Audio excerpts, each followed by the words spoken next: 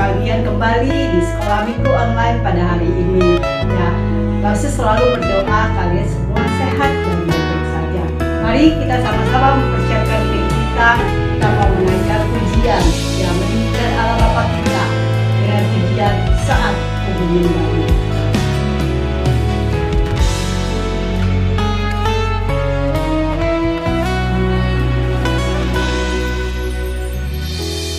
Saat ku menyembahmu,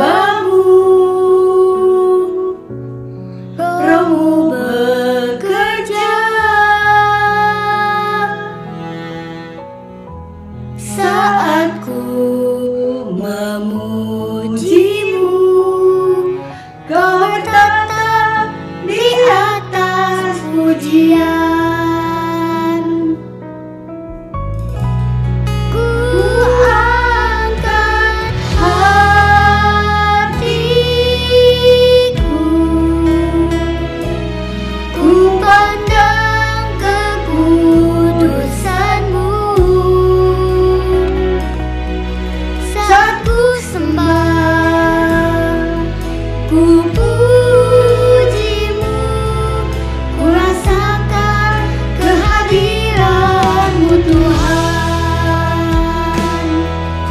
Saat kita menyembah Tuhan, Tuhan hadir di setiap rumah-rumah kita, setiap hati kita.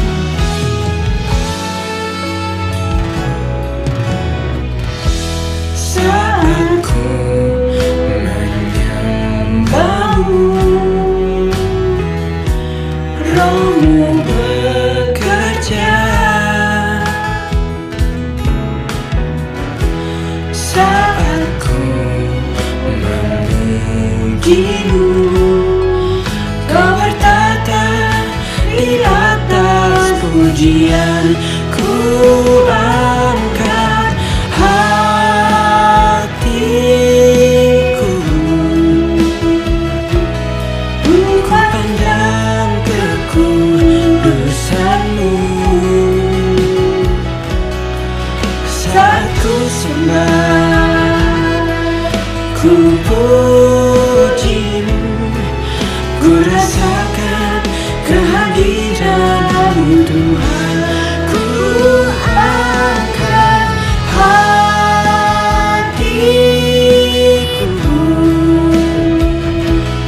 ku pandang kekudusan-Mu. Saat ku sembah, ku pujimu, ku rasakan kehadiran-Mu Tuhan. Ku angkat hatiku,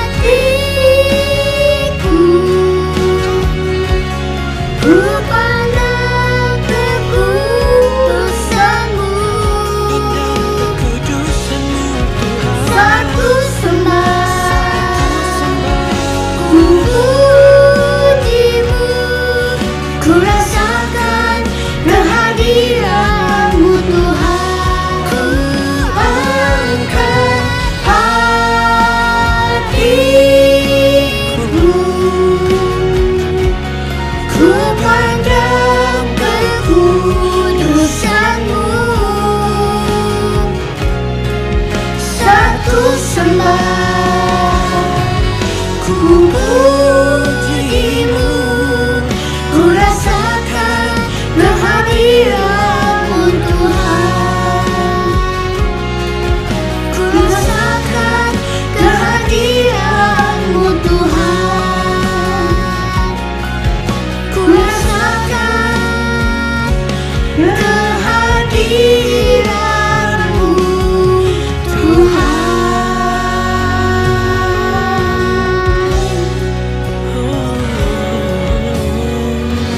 Mari kita masuk ke dalam doa. Tuhan Yesus, sekarang kami mau beribadah. Tolong agar kami bisa menjaga sikap dan tetap fokus, dan tolong agar kami bisa melakukan firman-Mu. Tuhan, terima Terima kasih karena kami bisa beribadah walaupun secara online. Di dalam nama Tuhan Yesus kami berdoa. Amin. Nah, pada saat kalian memuji, memuliakan nama Tuhan, kalian sadar gak sih Tuhan hadir di dalam setiap rumah kita. Untuk itu kita mau memuji Tuhan dengan sungguh-sungguh ya. Kita mau menyanyikan Yesus di dalam rumahku. Mari anak-anak, kita nyanyikan dalam bahasa Indonesia dulu ya. Nah, kita dengan sukacita kita nyanyikan lagu ini. Sampai berdiri yuk semua. Yesus di dalam rumahku, senang-senanglah, senang-senanglah, senang-senanglah. Yesus di dalam rumahku, senang-senanglah, senang-senanglah. Bahasa Inggris. Jesus in my family, happy happy home, happy happy home, happy happy home. When Jesus in my family, happy happy home, happy happy home. Kita siap-siap dalam bahasa Mandarin.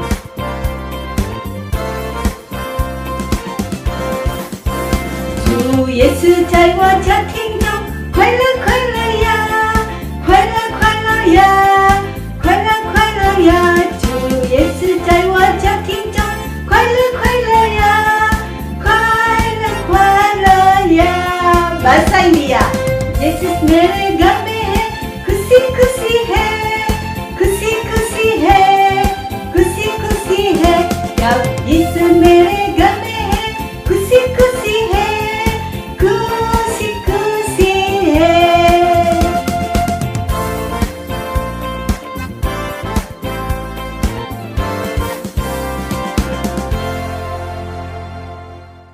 Ya anak-anak, Tuhan Yesus ada hadir di dalam setiap rumah kita ya, seperti nyanyian yang tadi kita nyanyikan ya. Dan kita juga ada Tuhan sebagai penolong kita, seperti Mazmur 121 berkata ya, aku melayangkan mataku ke gunung-gunung, dari mana datangnya pertolongan? Ya, pertolonganku adalah dari Tuhan yang menjadikan langit dan bumi ini ya. Mari kita sama-sama kita mau nyanyikan lagu ini dalam bahasa Mandarin ya. Dan kita juga mempersiapkan diri kita untuk memberikan persembahan. Kalian bisa minta tolong papa mama untuk scan QR atau transfer ya, atau kapan kalian bisa datang ke gereja untuk dapat memberikan persembahan juga tidak apa-apa ya. Mari kita sama-sama mempersiapkan diri kita nyanyikan ya Mazmur 121 ini. Di manakah datang pertolongan itu? Yaitu pertolongan kita datangnya daripada Tuhan kita.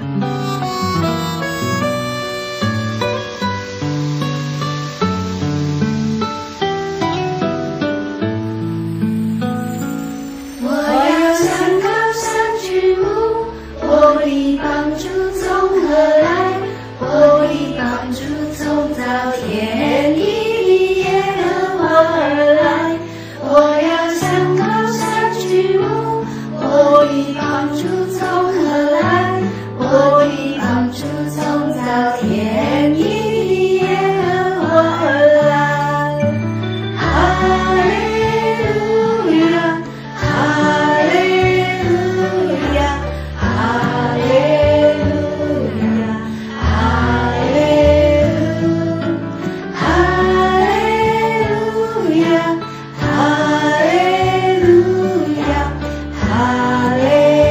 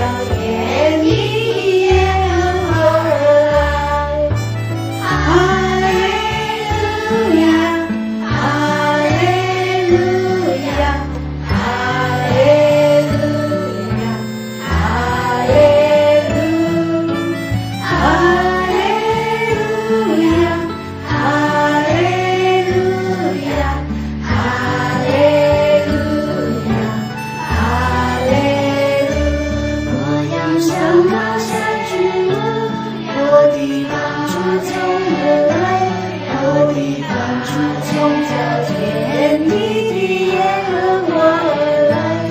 我要向高山举目，我的帮助从何来？我的帮助从造天地的耶和华而来。哈利路亚，哈利路亚，哈利路亚，哈利路，哈利路亚，哈利路亚，哈利路亚，哈利路，我的帮助从造天地的耶和华而来。 Mari kita masuk di dalam doa. Teman-teman, mari kita berdoa bersama. Tuhan Yesus, sebentar kami akan memberikan persembahan. Tuhan berkati Papa Mama yang sudah memberikan kami buah persembahan ini. Kiranya persembahan kami ini dapat dipakai untuk memperluaskan kerajaan-Mu. Amin. Dalam nama Tuhan Yesus, amin. Anak-anak, kalian tahu nggak ada satu buku yang sangat indah dan menakjubkan ya. Buku ini menceritakan tentang keselamatan, ya, tentang Tuhan Yesus. Kamu tahu siapa? Ya, buku ini adalah Alkitab ya. Dan akan kalian dengarkan firman Tuhan hari ini juga diambil di dalam buku yang indah ini ya. Mari kita sama-sama nyanyikan lagu ini ya. Banyak teman-teman kita mungkin belum tahu buku yang indah dan menakjubkan ini ya. Tapi kita bisa memberitahukan kepada mereka. Ya, kita nyanyikan lagu ini ya, Alkitab.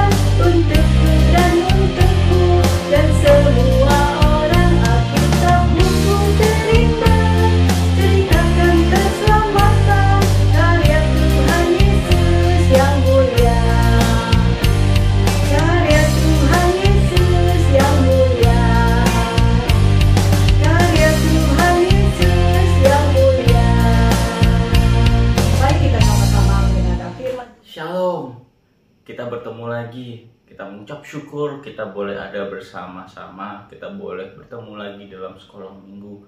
Kita mengucap syukur kita boleh lewati waktu-waktu yang gak mudah bersama. Kita boleh merasakan pemeliharaan Tuhan, kasih setia Tuhan dalam hidup kita. Kita mengucap syukur kalau Tuhan begitu baik bagi setiap kita.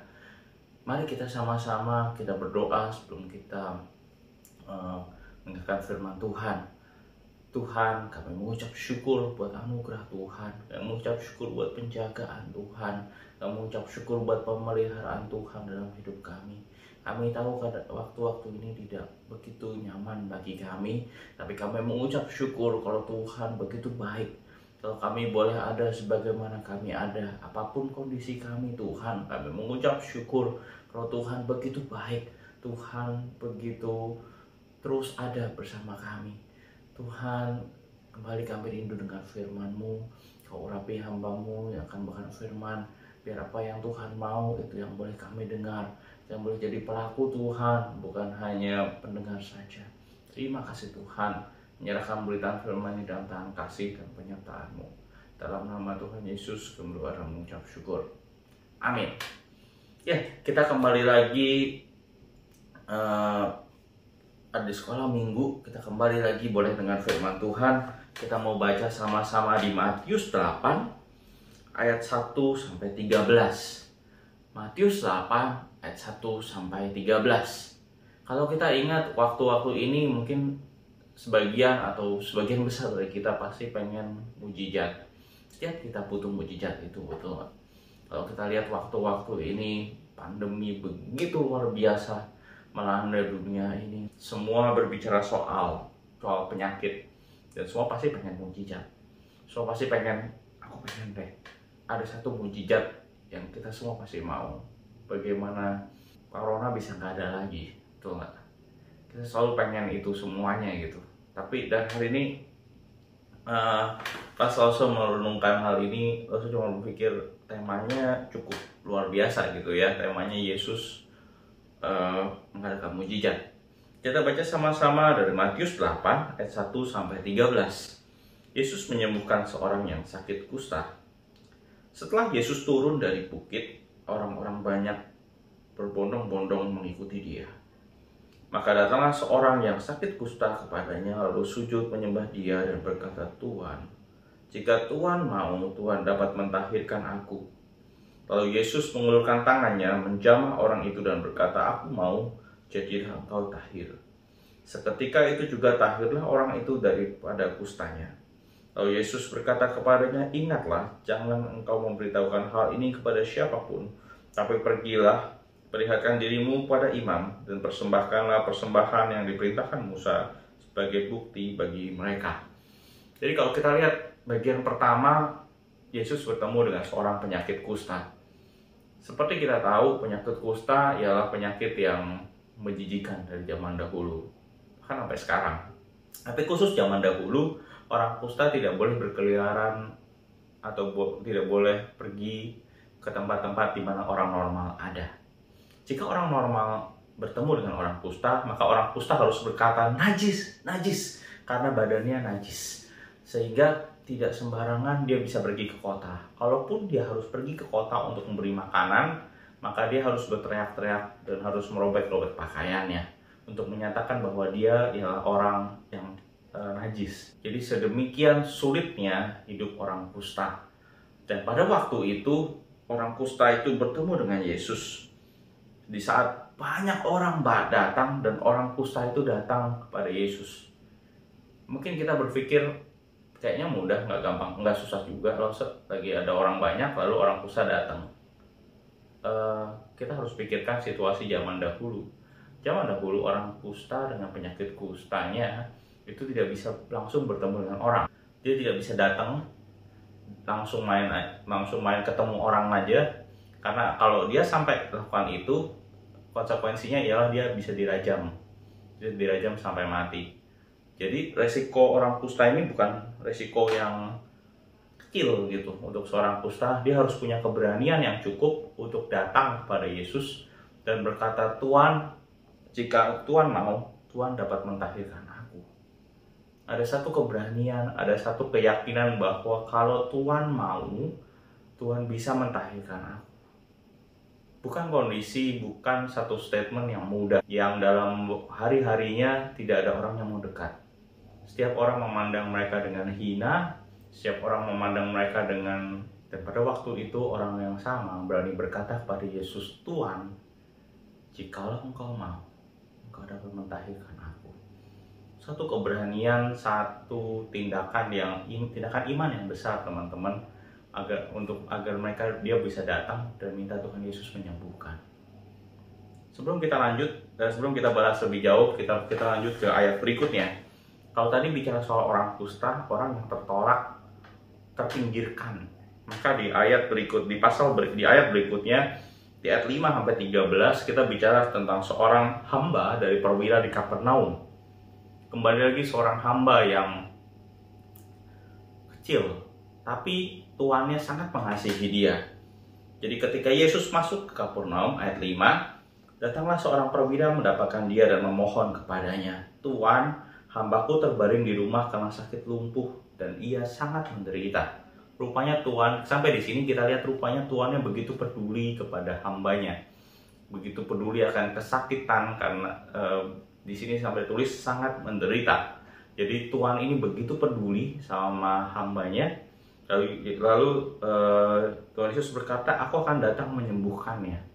Tuhan Yesus udah tergerak dengan belas kasihan, hatinya udah bilang, "Oke, saya akan sembuhkan dia." Tapi ada satu statement aneh dari perwira ini. Perwira ini menjawab, tetapi jawab perwira itu kepadanya, "Tuan, aku tidak layak menerima Tuan dalam rumahku. Katakan saja sepatah kata, maka hambaku itu akan sembuh. Sebab aku sendiri seorang bawahan, dan jika di bawahku ada pula prajurit. Jika aku berkata kepada salah seorang prajurit itu pergi, maka ia pergi. Dan kepada seorang lagi datang, maka ia datang. Ataupun kepada hambaku kerjakanlah ini, maka ia mengerjakannya." Sampai di sini kita berpikir, kok perwira ini kayaknya sombong banget ya. Tuhan Yesus sudah jelas-jelas mau nyembuhin, tapi kok dia bilang, "Aku nggak layak terima Tuhan di rumah." Kenapa dia tidak mau menerima Yesus? Kenapa di saat dia tahu bahwa dia membutuhkan Yesus, tapi dia seakan-akan berkata, "Tuhan nggak perlu datang ke rumah. Aku seorang bawahan, dan di bawahku pun ada seorang bawahan. Kalau aku berkata orang itu pergi, maka dia akan pergi. Dan kalau aku berkata kerjakanlah ini, maka dia akan mengerjakannya." Jadi rupanya kalau kita lihat, ternyata bukannya sombong, tetapi justru sebaliknya.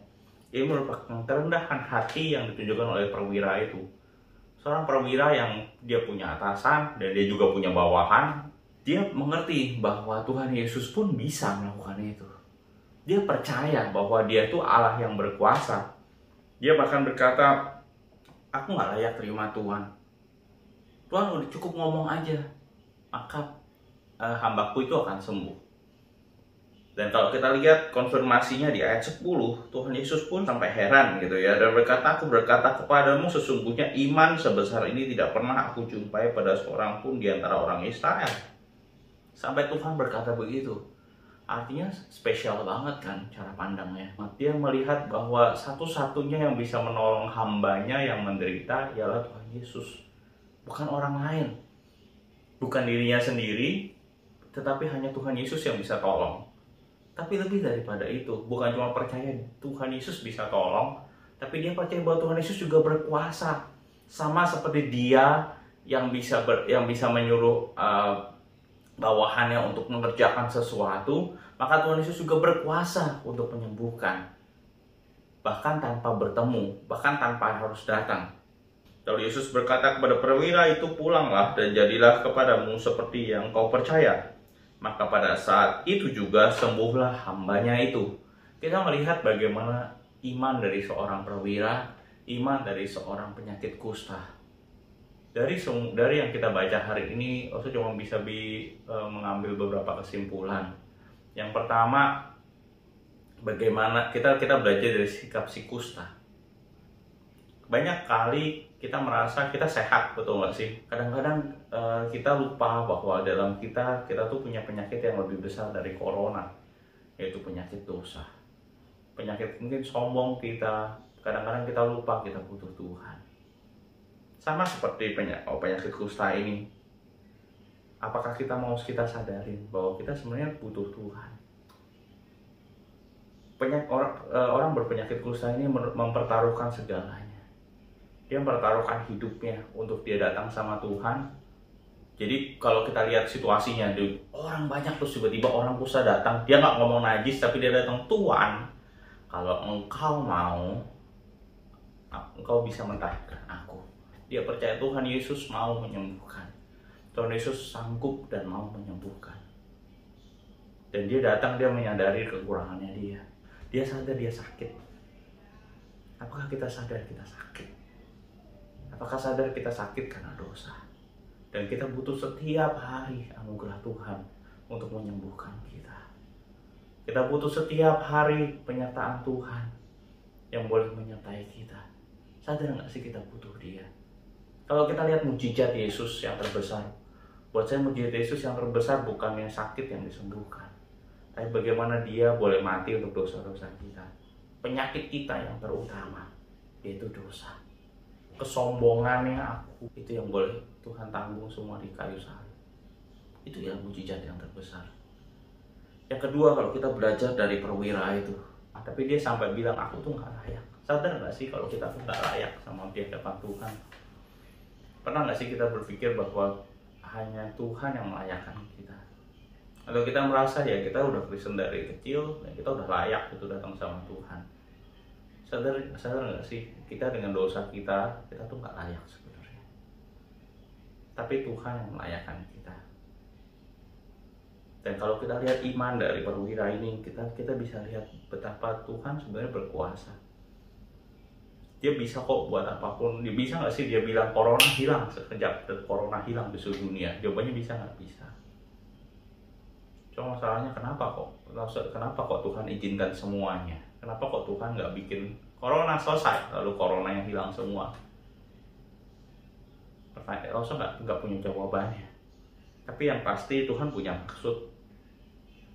Punya maksud adalah kita terus percaya sama dia. Bahkan di saat kelihatannya situasi nggak enak, bahkan di situasi yang kayak gimana, kita tetap percaya. Sama seperti perwira itu percaya bahwa dia Allah yang berkuasa, Allah yang punya rencana, Allah yang memegang hidup kita. Tapi dia mau kita belajar sesuatu. Dia punya rencana yang indah buat kita.